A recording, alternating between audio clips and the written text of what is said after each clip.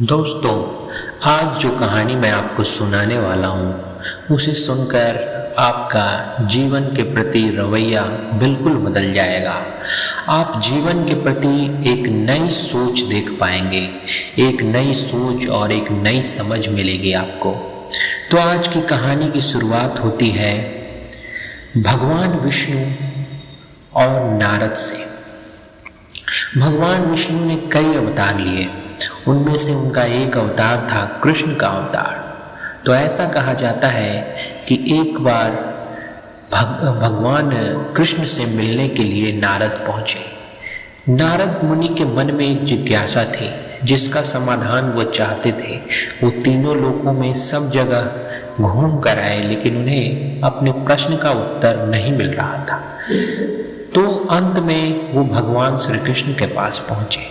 भगवान श्री कृष्ण के पास पहुंचने के बाद उन्होंने कहा, हे प्रभु, मेरे मन में एक प्रश्न आ रहा है, क्या आप उस प्रश्न का उत्तर दे पाएंगे तो मेरे लिए बड़ा अच्छा होगा, मैं कृतार्थ होऊंगा। भगवान कृष्ण मुस्कुराए और बोले, हाँ नारद, कहो कौन सा प्रश्न तुम्हारे मन में आ रहा है। तो नारद ने कहा कि प्रभु, मुझे बताइए कि माया क्या है। ये माया क्या है, इसे कोई समझ नहीं पाया आज तक। उस माया के बारे में मुझे बताइए। भगवान कृष्ण ये प्रश्न सुनकर मुस्कुरा दिए। क्या ठीक है, उचित समय आने दो, मैं तुम्हें जरूर बताऊंगा कि माया क्या है। उसके बाद नारद का महल में स्वागत सत्कार हुआ। भोजन विश्राम ये सब करने के उपरांत कुछ समय बाद भगवान कृष्ण बोले, नारद चलो थोड़ा घूमने चलते हैं। तो नारद को लेकर प्रभु घूमने निकल जाते हैं और घूमते घूमते वो एक ऐसे स्थान पे पहुंचते हैं जहां सिर्फ रेत ही रेत थी और पानी का कोई नामो निशान नहीं था। वो शहर से काफ़ी दूर आ चुके थे दोनों। इतने में प्रभु श्री कृष्ण ने कहा नारद से, नारद, मुझे बड़ी प्यास लग रही है, जाओ कहीं से थोड़ा पानी लेकर आओ। भगवान के भक्त और भगवान का कोई आदेश मिले उसे पूरा ना करे, ये तो हो ही नहीं सकता। जैसे ही भगवान कृष्ण ने नारद को आदेश दिया, नारद बोले, अभी प्रभु तुरंत लेकर आता हूँ। ऐसा कहकर वो चले गए। काफ़ी दूर चलने के बाद उन्हें एक गांव दिखा। उस गांव में जो घर सबसे पहले दिखा, नारद उस घर के पास गए और उसकी कुंडी खटखटाई। कुंडी के खटखटाने के बाद भीतर से एक बहुत ही सुंदर स्त्री निकली।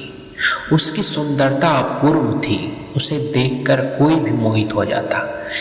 ऐसा लग रहा था जैसे कामदेव ने संपूर्ण सौंदर्य उस पर लुटा दिया हो। उस स्त्री का सौंदर्य देखकर भक्तों में भक्त नारद मुनि भी उस सौंदर्य पर मोहित हो उठे और वो भूल गए कि वो किस काम से आए थे। स्त्री ने पूछा कि क्या महाराज, क्या काम है।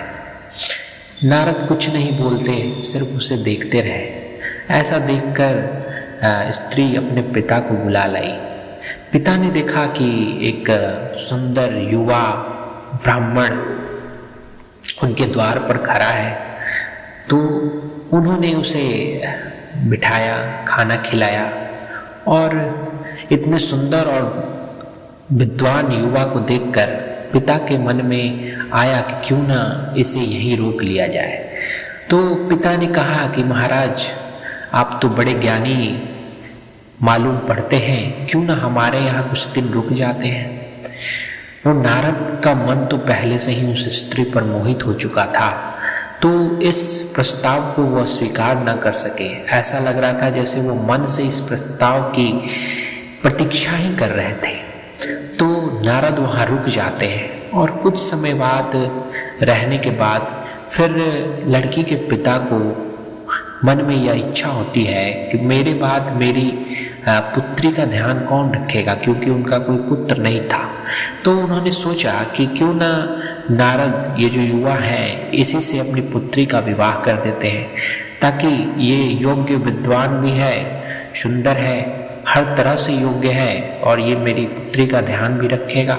और मेरे पास तो बहुत सारी संपत्ति है, इस संपत्ति को भोगने वाला भी कोई नहीं है। अगर एक योग्य दामाद मिल जाए तो इस संपत्ति के सहारे वो आराम से उनकी पुत्री, वो और दामाद और आगे आने वाली जो पीढ़ी होगी वो आराम से जीवन काट सकती है। तो ऐसा सोचकर फिर नारद को विवाह का प्रस्ताव दिया, अपनी पुत्री के साथ विवाह का प्रस्ताव दिया उस वृद्ध ने। और नारद तो बस इसी की प्रतीक्षा कर रहे थे, उन्होंने प्रस्ताव को स्वीकार कर लिया। इसके बाद नारद का विवाह उस स्त्री से हो गया।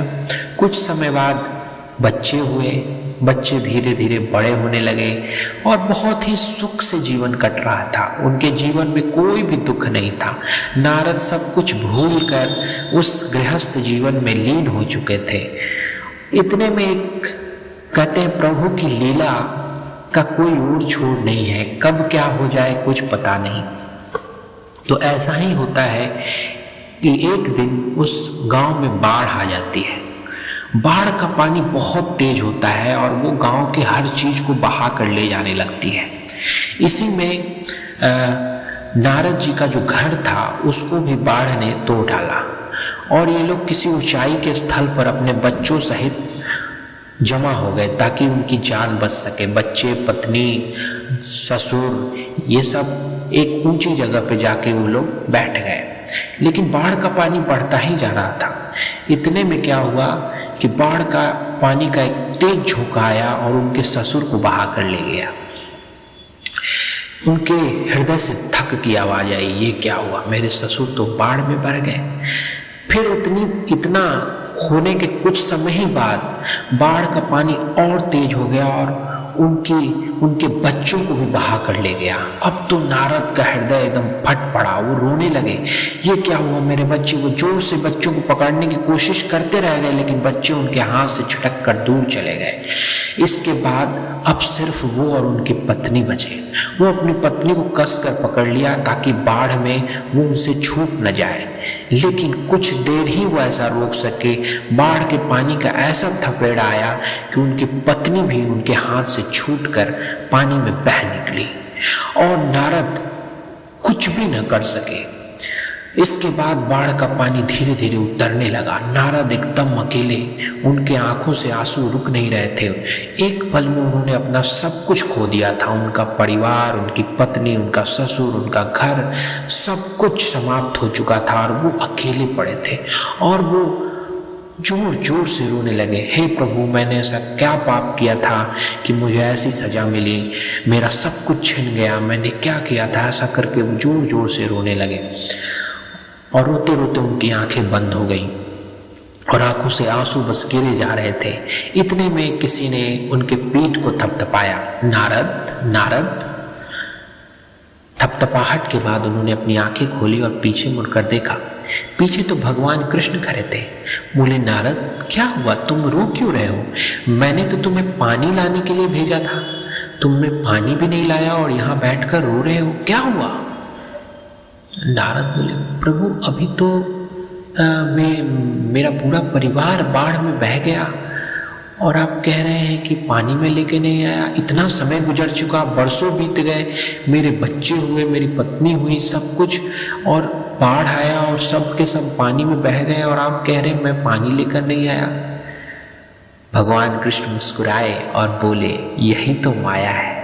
जो सवाल तुम सुबह पूछ रहे थे उसका यही उत्तर था, यही माया है। तो आप लोगों के लिए भी मैं कहना चाहूँगा कि जीवन बस माया है। वो दिखने में तो सच सा लगता है लेकिन वास्तव में वो सच नहीं है। इसलिए बड़े बड़े विद्वान, बड़े बड़े ज्ञानी कह गए हैं, सब माया है, कुछ भी सत्य नहीं है। यह जीवन, यह दुनिया सब माया है।